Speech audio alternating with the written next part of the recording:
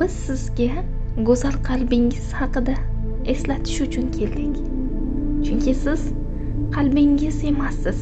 Sizning qalbingiz bu sizning asl mohiyyatingizdir. Siz manbaning, cheksiz sevgi va haqiqatning o'zisiz. Siz abadiy, cheksiz, so'zsiz sevgi mavjudotsiz. Ammo tanangizda yashayotgan shaxs har doim ham buni eslamaydi. Shuning uchun hayotingizdagi vazifalardan biri bu aslingizni yodga olish, kimligingizni, qalbingizni tanish. Ba'zida siz o'zingizga xos bo'lmagan tarzda fikr yuritasiz, gapirasiz yoki harakat qilasiz va keyin ichingizda og'irlik seziladi. Aslida bu sizga signaldir. Qalb ohangidan chiqdingiz. Bu salbiy his-tuyg'ular sizning darsligingizdir, dard emas.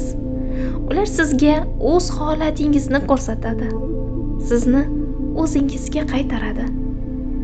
Bunday paytlarda o'zingizni ayblamang. O'zingizga shafqatli bo'ling.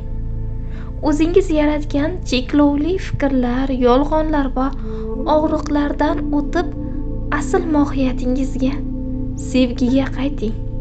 Siz har doim o'sasiz, har doim ko'tarilasiz va sizda o'zingizni kechirish, sevish va yangidan yaralish kuchi bor.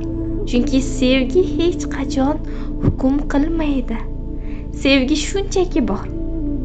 Ruhingiz va manbangiz hech qachon sizni hukm qilmagan, hech qachon. Endi siz ham o'zingizni hukm qilishdan to'xtang. Bu eng katta ozodlikdir.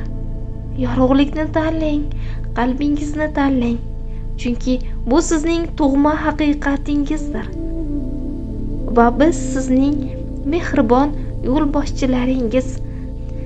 Sizni har qadamda eslatishda davom etamiz.